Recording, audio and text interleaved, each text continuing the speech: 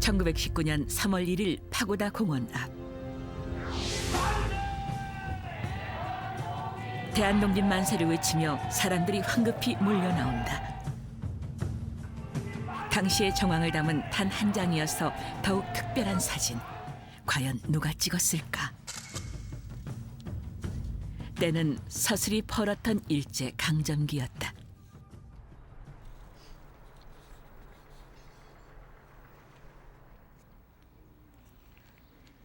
우리나라를 보호하고 지킨 분들이 안치되어 있는 국립서울현충원.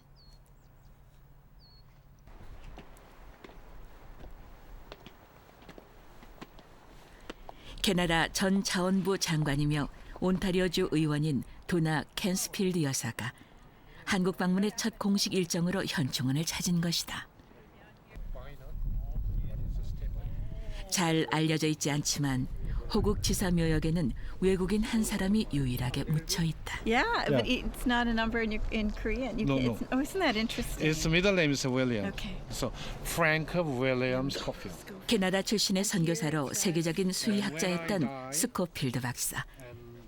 그는 현충원에 묻힌 제1호 외국인이다. 애국지사 프랭크 윌리엄 스코필드. 대한독립 만세의 순간을 카메라에 담아 해외 언론에 알린 조선의 민족 대표 34인이다. I came here today to pay tribute to a great Canadian and a wonderful friend of the Korean people, Dr. Schofield. He is very much part of Canadian history as much as he is of Korean history. And it's an opportunity for me on behalf of the people of Ontario to recognize and to acknowledge his contribution to the Korean people during their search for democracy. His name is Dr. Frank William Scofield. 하나님이 시켜서 한국에 왔고 하나님을 위해 한국에서 일한다고 말했던 스코필드 박사. 오늘날에도 캐나다와 한국의 가교 역할을 담당하고 있다. 이분이 이곳에 방문한 것을 통해서 이곳에 안장되어 있는 스코필드 박사님을 체험하고 캐나다에 돌아가서 계속해서 스코필드 박사님에 대한 아주 좋은 협력자가 되기를 바랍니다. 스코필드 박사는 한국인보다 한국을 더 사랑했다. 외국인 선교사의 마음은 묘비문에 고스란히 남아있다.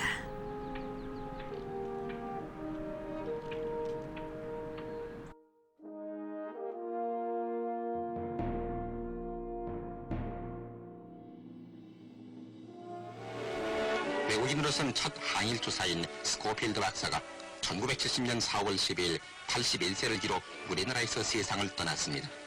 3.1운동 34인의 유일한 외국인으로 제2의 조국 한국의 뜻을 묻겠다는 고 스코필드 박사는 오직 한평생을 한국의 독립을 위해 일제와 싸웠습니다.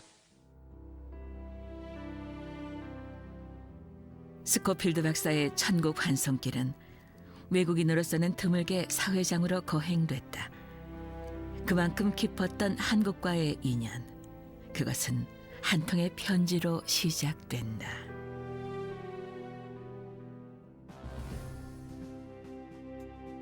(1916년은) 조선에서 근대의학이 새로운 국면을 맞이하던 시기였다. 조선 정부의 협조 아래 알렌을 비롯한 미국인 선교사가 우리나라 최초의 서양병원 제중원을 설립한 것은 1885년. 그러나 곧이어 부임한 제중원의 원장 에비스는 종합병원의 필요성을 인식하고 본국으로 건너가 부호 세브란스를 설득하여 1904년 세브란스 연합의학교 및 병원을 설립한다. 그로부터 10년 후 세브란스 연합의학교의 교장 에비스는 또 한 번의 위기를 직감한다. 우선 선교병원을 보는 일제의 시선이 곱지 않았다. 일제의 항가는 조선인들의 배후로 선교사를 지목했기 때문에 다가올 탄압에 앞서 보다 튼튼한 조직을 갖춰야 했다.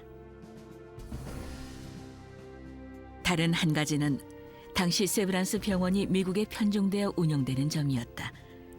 에비스는 6개 국가와 교단이 연합하여 운영하는 의학교 설립을 추진하는 과정에서 세균학 교수가 필요했고 수소문 끝에 캐나다에 있는 스코필드 박사에게 편지를 보내게 된다.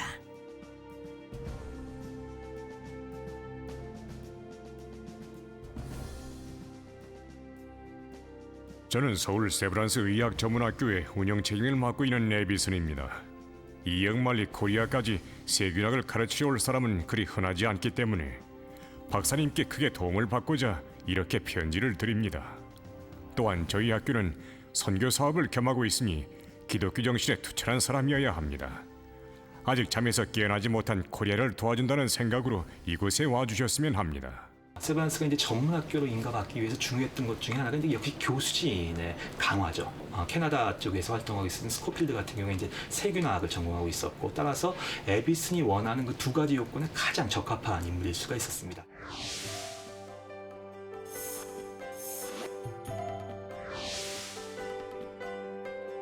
조선에 대해 아는 것은 하나도 없었지만 떠나기로 마음을 먹은 스코필드 박사.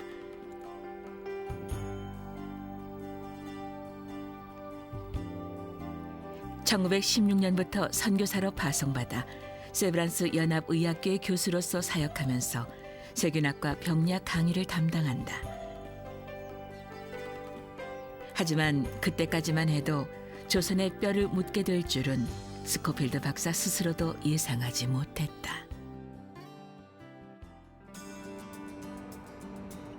조선에 오기 전 그는 어떤 사람이었을까? 캐나다의 온타리오 수의과 대학을 찾았다.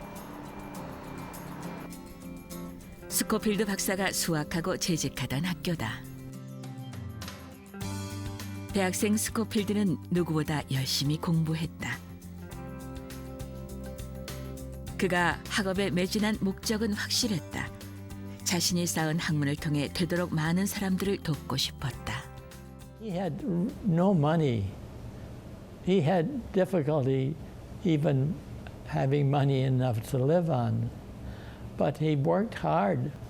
And then, because of the top of his class and his interest in pathology, he then went and worked in laboratories in Ontario. 스코필드 연구원이 맡은 일은 토론토 시내에서 판매되는 우유의 세균을 검사하는 것이었다. 그는 연구한 결과를 가지고 1년 만에 박사학위를 받는다.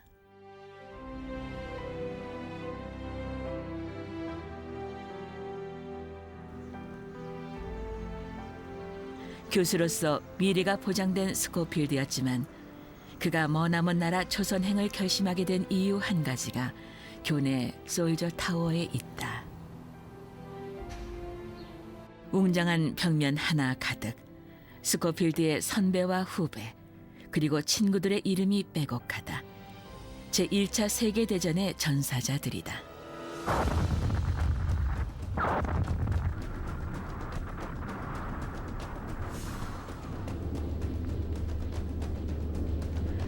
소아마비를 앓아 몸이 불편했던 스코필드는 참전하지 못해 미안했고 동료들의 죽음에 마음 아파했다. Dr. Schofield was in university. His friends had all gone off to the war, and he felt that he needed to do something to participate in this global effort. So when he received correspondence from Dr. Avison to come to Korea and assist with hospital administration and teaching, he jumped at the chance. 스코필드 박사는 믿음의 삶을 허락하신 하나님께 감사하며 모든 것을 맡기고 극동아시아의 작은 나라 조선으로 향한다. And then he realized that he wanted to serve people in a further way, people of another country. 캐나다의 온타리오에서 조선까지 오는 길은 멀고도 험난했다. 온타리오에서 기차를 타고 미국의 샌프란시스코에 가서 다시 배를 갈아타고 아시아로 향했다. 더욱이 신혼이었던 스코필드 부부에게는 힘든 여정이 아닐 수 없었다. 화물선에서의 힘든 2달여 시간이 지나고 스코필드 부부는 드디어 소망하던 조선 땅 부산에 도착한다.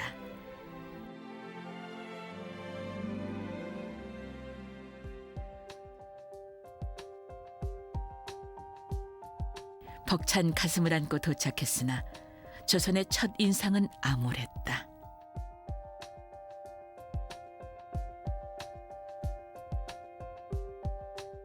조선의 첫인상은 들었던 것보다 훨씬 초라했습니다. 타민족에게 억눌려 있는 어두운 그림자가 온 나라에 가득했고 오가는 사람들의 표정은 안쓰러웠습니다. 그런데 경성으로 향하는 열차에서 본 창밖 풍경은 아름다워서 도리어 슬픔을 가져다 주었습니다. 어떻게 하면 조선인을 깨우치고 도울 수 있을까 생각하는 사이 어느새 열차는 경성역에 닿았습니다.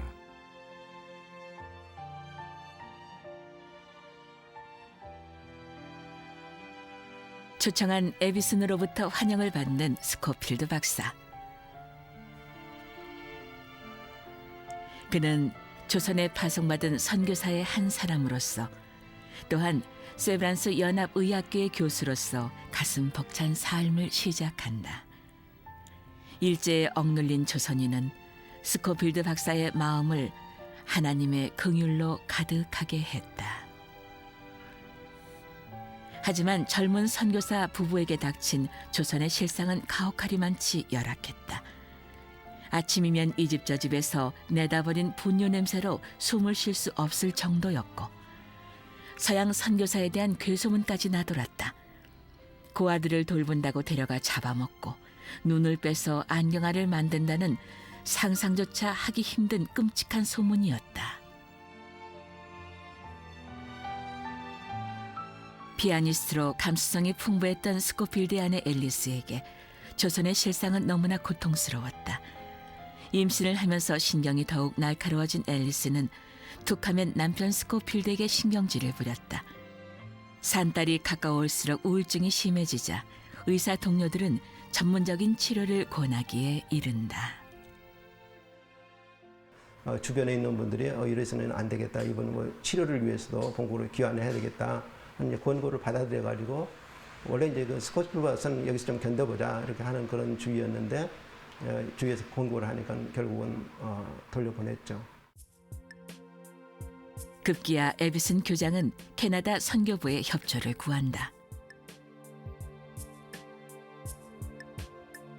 만삭의 몸으로 귀국하는 아내 앨리스. 그러나 스코필드는 조선을 떠날 수 없었다. 혼자 남은 스코필드 박사는 한글 익히기에 매진한다. 통역을 두고 강의하는 것이 불편했던 그는 모건홍 선생에게 한글을 배웠다. 틈만 나면 한글을 익힌 스코필드 박사는 몇 달 가지 않아 일상적인 대화가 가능했고 이듬해엔 남들보다 빨리 선교사 자격 획득 한국어 시험에 무난히 통과한다.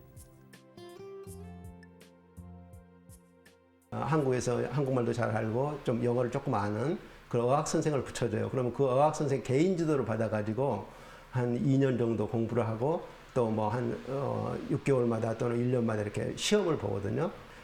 보통 선교사들이 그 시험을 보면 한 2년 만에 통과하고 그러는데 이 스코필드 박사는 1년 6개월 만에 그 시험을 아마 합격했던 것 같아요.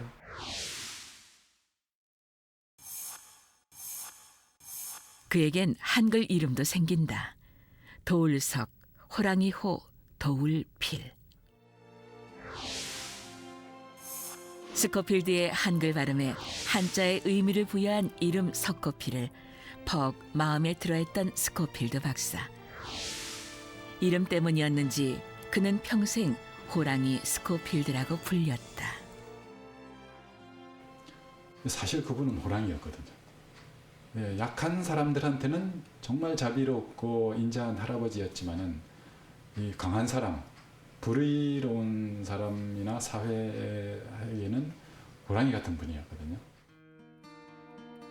스코필드 박사는 조선에 대한 지극한 사랑을 사진으로 남겼다. 수업을 마치면 어김없이 저작거리로 달려나갔고 조선인의 일상을 앵글에 담았다. 따뜻한 시선으로 찍은 그의 사진은 때론 역사적 가치를 띠는가 하면 조선인의 고단한 삶의 무게를 증언하기도 했다. 그런가 하면 희소성을 가진 시대 자료로 사랑받고 있다. 스코필드 박사는 조선의 역사에 대해서도 관심을 갖게 된다. 일제 치하에서 고통받고 있는 조선에 대해 동정심이 생긴다.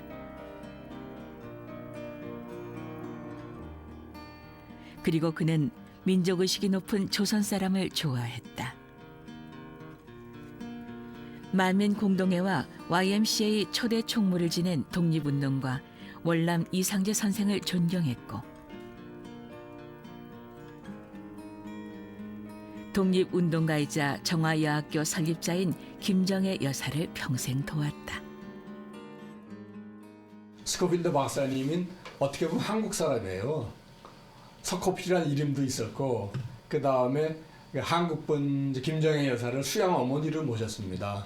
그 다음에 자기 수양 딸도 뭐 많이 이렇게 흔히 자기 딸이라고 부르시기도 하고. 스코필드 박사는 웃 어른도 잘 섬기며 학교에서는 제자들의 민족 의식을 고취시켜 나갔다. 세브란스 의학전문학교 제자 가운데는 학생 회장이었던 이용설 박사가 있는데 그는 후에 독립운동과 3.1운동의 주도적 역할을 했다.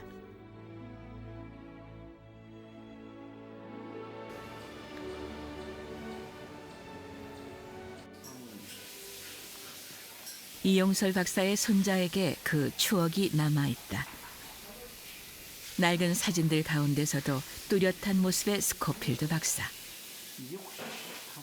스코필드 박사가 계속 아마 그 학생들한테 그런 그 영향 주고 그분은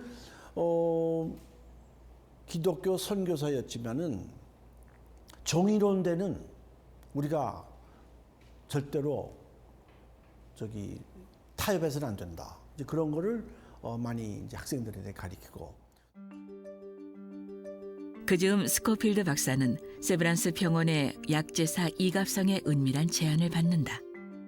이갑성 선생님도 생각하기에는 만약 우리나라 사람들이 사진을 찍으면 그것은 일제에 바로 어려움을 당할 수 있거든요. 근데 예국 사람인 스코필드 박사가 찍으면 그래도 안전하다는 거죠. 역사적인 사건을 기록으로 남기는 거 그게 굉장히 중요하거든요. 근데 그 담당을 스코필드 박사님이 다 하신 거죠.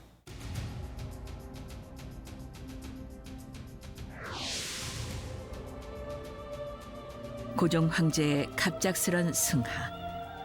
그것도 일제에 의한 독살이라는 소문이 조선 팔도로 삽시간에 번지면서 조선의 민심은 극에 달한다.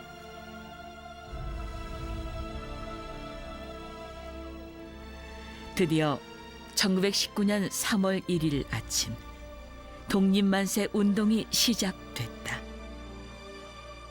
경상은 다음 날 거행될 고종 황제의 장례식을 보기 위해 모인 인파로 인산인해를 이루었다. 이 틈을 타 파고다 공원에서부터 독립만세를 외치기 시작했고 독립선언서가 길가에 뿌려졌다.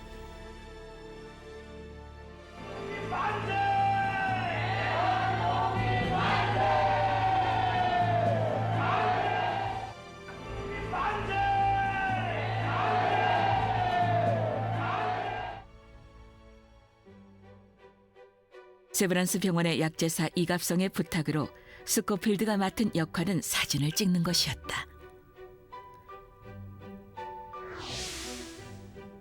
하나라도 놓칠세라 스코필드 박사는 재빨리 움직였다. 파고다 공원에서 흩어지는 만세 행렬을 찍었고 덕수궁 돌담길을 따라가며 셔터를 눌렀다. 그날 스코필드 박사는 도둑으로 오인받기도 한다. 사진 때문에 벌어진 일이었다.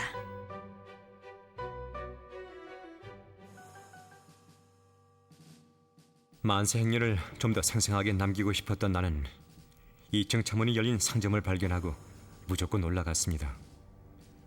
다리를 잡고 막 찍으려는 순간 날카로운 일본 여자의 목소리가 들렸습니다. 나를 도둑으로 오해한 것입니다. 쫓겨나면서도 카메라를 놓지 않았던 나는 큰 길에 가득한 만세 시위 행렬을 보고 카메라에 담을 수 있었습니다. 스코필드 박사가 했던 건 뭐냐면 바로 그 객관화된 증거인 사진을 찍은 거였죠. 일제가 3.1운동을 어떻게 폭압적으로 탄압을 했는지와 관련된 사진들, 그리고 직접적으로 당시 제암리나 수촌리 같은데 일제 만행이 벌어졌던 지역의 주민들의 증언을 듣고 직접 기록을 남긴 것들, 이런 것들이 어떻게 보면 한국의 식민통치라고 하는 것들이 왜 3.1운동이 일어날 수밖에 없었는가를 전 세계인들이 이해할 수 있게 하는 굉장히 중요한 역할을 하게 되는 거죠. 집에 돌아온 스코필드 박사는 듣고 본 사실을 글로 적기 시작한다. 자신이 겪은 조선의 3.1 운동을 소상하게 쓰고 이를 해외 언론의 사진과 함께 기고한다. 일본 정부는 지금 한국 사람들이 왜 동요하고 왜 이렇게 골기하였는가에 대해서 반성해야 할 것이다. 지금 한국 사람들이 원하는 것은 정신적인 자유이다. 1919년 당시에 발간된 해외 언론들을 보면 극동아시아의 작은 나라 조선의 독립만세 사건을 사진과 함께 아주 구체적으로 다루고 있다. 모두가 스코필드의 노력으로 탄생한 기사였다. 조선의 독립운동이 알려지면서 해외 곳곳에도 독립운동이 확산됐다.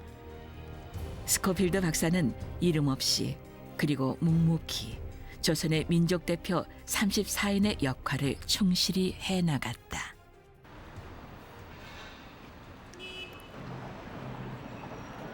특별한 인연으로 두 사람이 만났다. 세대가 다른 초면의 두 사람 사이에는 스코필드 박사가 있다. 수원역은 스코필드 박사에게 잊지 못할 장소 중 하나로 두 사람은 100년 전 스코필드 박사가 간 길을 거슬러 올라가 보기로 했다. 독립만세 사건이 있은 후 스코필드 박사는 흉흉한 소문을 접한다. 일명 제암리 학살 사건이다. 스코필드 박사는 소문의 진상을 직접 확인하고 싶었다. 그는 서울역에서부터 이곳 수원역의 기차를 타고 와서 가져간 자전거로 100리길을 달려간다. 세월이 변하여 훨씬 좋아진 길을 따라 오늘 두 사람도 달려본다. 스코필드 박사가 100년 전에 간 이 길로 앞으로 자전거 대회를 개최할 계획도 갖고 있다.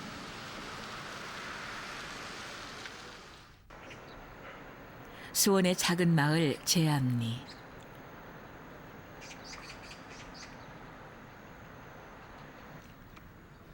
이곳에 끔찍한 학살이 자행된 것은 1919년 4월 15일 3.1 운동이 있고 한 달여 지난 시점이었다.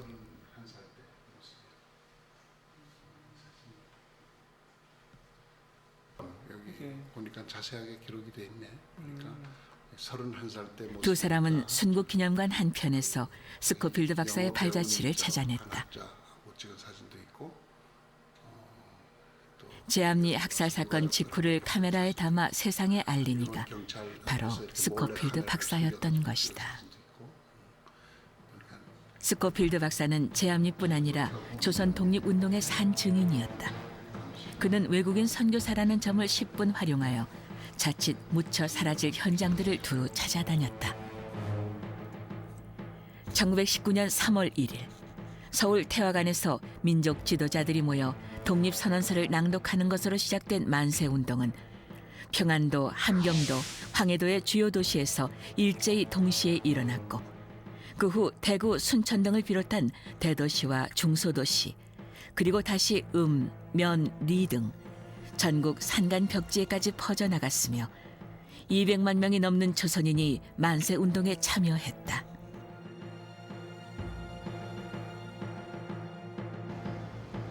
(3.1운동이) 전국적으로 확산되자 일제의 탄압과 만행은 극에 달했다. 일본 군경은 제암리 주민들을 교회에 가두고 불을 질렀다. 뿐만 아니라 화염 속에서 뛰어나오는 사람들에게 총격을 가하여 모두 23명의 주민들을 학살하고 마을을 불태운다. 스코필드 박사는 위험을 무릅쓰고 제암리로 달려간다. 일경의 눈을 피해서 자전거로 가셨고 제암리의 그 모든 사건을 다 취재를 했습니다. 근데 선교사들 가운데 제암리를 연속 3일간 방문하신 분은 스코필드 박사님이 유일했어요. 천안에 위치한 독립기념관에는 스코필드 박사가 남긴 귀한 자료가 있다. 어느 미국인이 소장하고 있다가 독립기념관에 기증했다는 사진집으로 1921년 중국에서 발간되었다.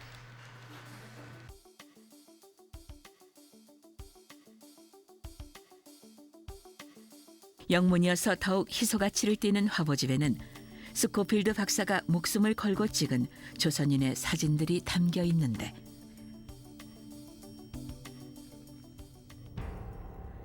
일본군에 의해 아버지와 형을 잃고 주검 옆에서 울부짖는 아이들. 스코필드 박사가 가장 마음 아파한 사진으로 평생을 가슴에 품고 다녔다고 전해진다. 그런가 하면 위험을 무릅쓰고 찍은 사진도 있다. 그가 제암리에 도착했을 땐 일본 군경들이 철통 같은 수비로 출입자를 통제했다. 사건을 은폐하려 했던 것이다. 그는 물러나는 척하다가 촬영을 한다.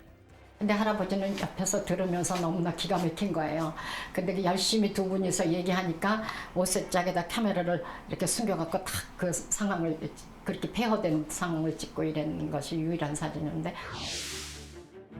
스코필드 박사의 카메라 앵글에 담긴 제암리는 처참했다. 33채의 초가집 가운데 외딴집 하나 남기고 모조리 불에 탔고 사람 타는 냄새를 멀리 오산에서도 맡을 수 있었다고 한다. 스코필드 박사가 해외에 내보낸 사진의 대부분은 제암리 옆 수촌리의 사진이었다. 현장이 너무 처참하여 조선인이 충격을 받을까 염려했다고 전해진다. 경성으로 돌아온 스코필드 박사는 곧바로 보고서를 작성한다. 조선의 작은 마을 제암리에서 일제가 얼마나 잔악한 만행을 저질렀는지 하나도 빠짐없이 기록했다. 자칫 일제가 숨겨 묻힐 뻔한 사건을 그가 낱낱이 세상에 드러낸 것이다. 그리고 되도록 많은 해외 각국의 언론에 보내어 조선의 실상을 알리려 애쓴다. 스코필드 박사님 그런 사진이 없었더라면 사실 일제는 그 모든 사건을 부인할 수 있는 또 발뺌할 수 있는 그런 계기가 됐을 건데 일경이 얼마나 한국 사람들을 탄압했고 또 비폭력 무정이라는 운동을 폭력으로 했던 걸 그대로 남긴 거죠.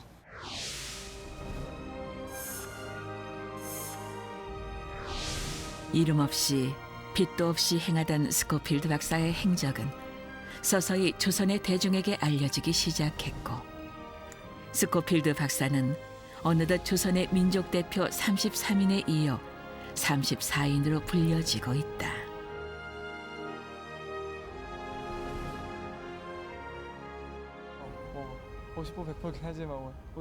자전거길 답사를 끝내고 마주 앉은 두 사람. 많이 이렇게 그때 얘기를 많이 꺼내셨나요?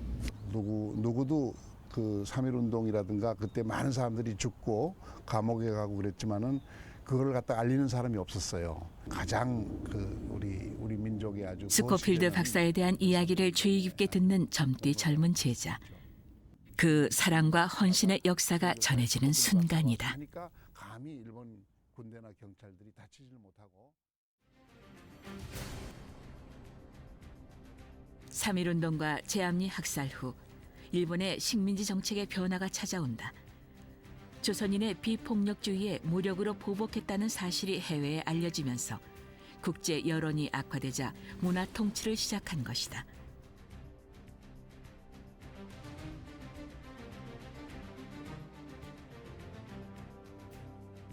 그러나 새로 부임한 사이토 총독은 이전보다 더욱 악랄하게 조선을 탄압했는데 그중 하나가 일본의 전통적인 공창 제도인 요시와라를 식민 정책으로 도입한 것이다. 조선인의 도덕성마저 짓밟는 잔인한 처사였다. 때 일본인들이 들어오면서 유곽제도라는 거 저기 해가지고 공창제도가 우리나라에 공창제도가 없었는데 도입을 했잖아요. 그래서 이제 뭐 성병도 만연하고 뭐 이렇게 되니까 이건 정말 비인도적인 그런 범죄다. 이걸 막아야 된다. 그래서 이 공창 폐지 운동을 벌였어요. 스코필드 박사는 일본의 공창제도 도입을 용납할 수 없었다. 일본은 독립운동의 배후로 스코필드 박사를 지목한다.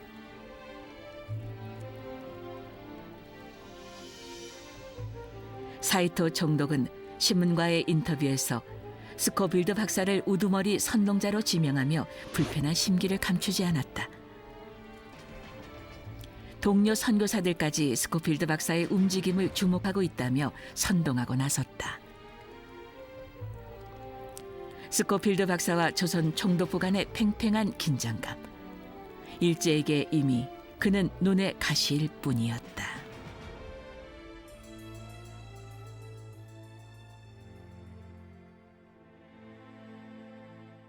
스코필드 박사는 일제의 눈총에도 아랑곳하지 않고 홀로 독립운동을 해나갔다. 그중 하나가 서대문 형무소에 수감된 독립운동가들을 보살피는 일이었다. 스코필드 박사는 규정상 안 되는 것을 알면서도 감방까지 들어가겠다고 우겨댔고 간수는 하는 수 없이 그를 들여보냈다. 독립운동가 어윤희 여사와 노승경을 만나러 간 여자간방 8호실에서 나는 유관순 여사도 만났습니다. 죄수번호 1933번. 아직도 그녀의 의연했던 모습을 잊을 수 없습니다. 조국의 독립을 위해 희생하는 그들에게 존경하는 마음을 보내지 않을 수 없었습니다. 영일 동맹이 맺어져 있는 상태라 함부로 할 수 없는 거예요. 그거를 할아버지는 10분 이용해가지고 우리나라 그 독립운동 감옥에 투사들이 감옥에 이렇게 투옥되고 그런 거를 가서 이제 빼내는 거, 뭐 도와주는 거 이런 일에 아주 거침없이 그런 말씀들을 많이 하시고. 스코필드 박사는 서대문 형무소의 실상도 세상에 알렸다. 일제는 형무소를 요양소라 부르며 수감자들의 인권도 보호한다고 선전했지만 그것은 허무맹랑한 거짓이었다. 스코필드 박사는 일본인이 발행하는 서울 프레스에 위트 있는 특유의 필체로 글을 기고했다.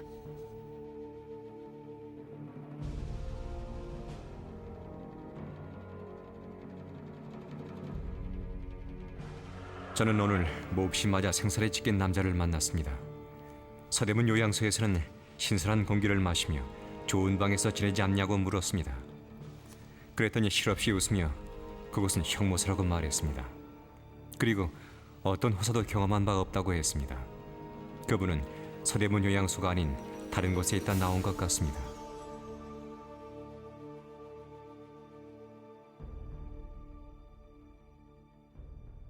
일본의 입장과 이 한국의 입장이 다른 거죠. 그 상황 속에서 어떻게 보면 중요한 건 뭐냐면 제3자가 이 한국의 시민 통치를 어떻게 평가할 것인가라고 하는 게 그 두 입장에 대한 어떤 그 태도를 정하는 데 굉장히 중요한 역할을 할 수가 있는데 그 제3자로서 가장 적합한 인물들 중에 하나가 누구였냐면 선교사였습니다. 한국에. 한때는 독립운동가로 후에는 친일파로 활동한 윤치호도 일기에서 스코필드 박사를 언급했다. 외국인의 객관적인 시각이 필요하며 그런 면에서 스코필드 박사가 조선인의 친구라고 적었다.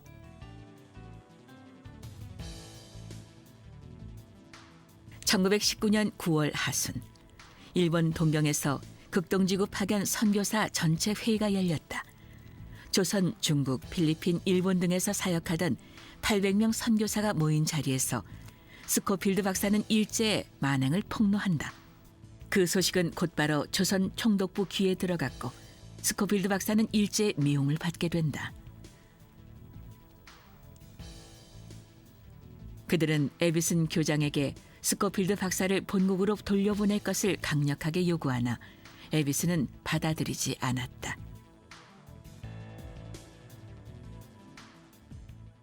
그런데 독립운동이 일어났는데 동정은 하더라도 도와줄 수가 없거든요.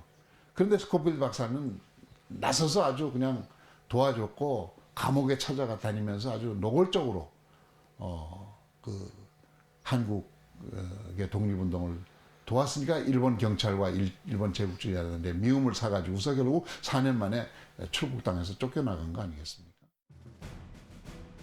급기야 일제는 스코필드 박사의 신변에 위협을 가하기 시작했고 조선 총독부는 그를 극비리에 처치할 지령을 내린다.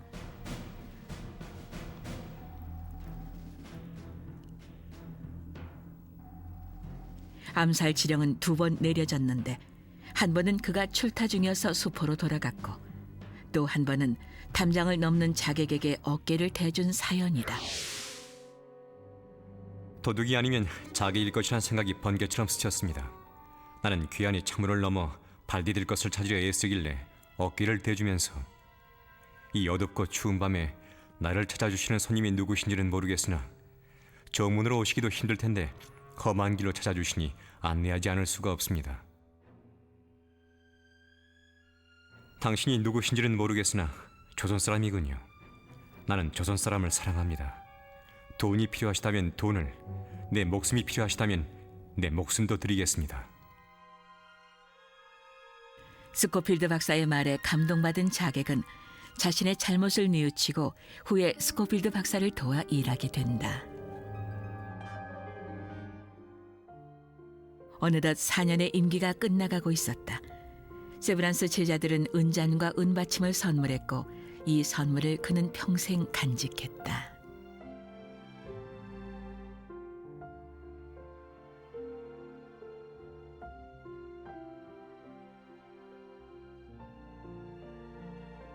출국을 앞두고 스코필드 박사는 큰 고민이 생겼다. 조선에서 겪은 일을 적은 원고를 어떻게 일제의 눈을 피해 가져갈까 하는 고민이었다. 또 하나는 사진들이었다. 숱한 사연을 간직하고 있는 조선인들의 사진을 일제에 빼앗길 것을 염려했던 스코필드 박사.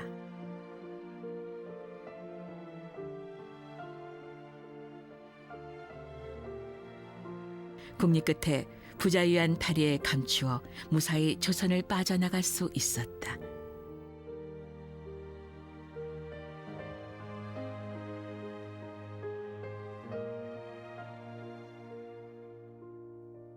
조선과의 이별은 아쉬웠지만 그의 조선 독립 운동은 새로운 국면을 맞이하게 된다.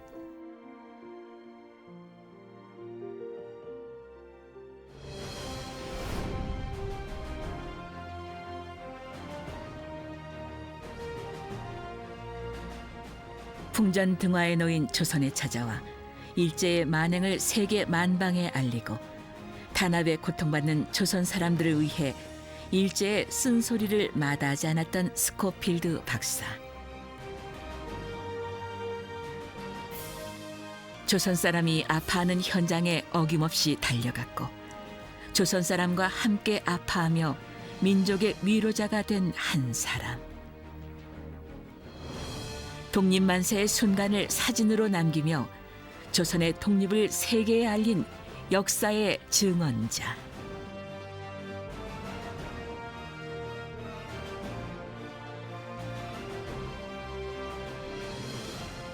민족 대표 34인으로서 조선인보다 조선을 더욱 사랑한 캐나다 선교사 스코필드 박사. 그의 조선 사랑은 한국 사랑으로 이어진다.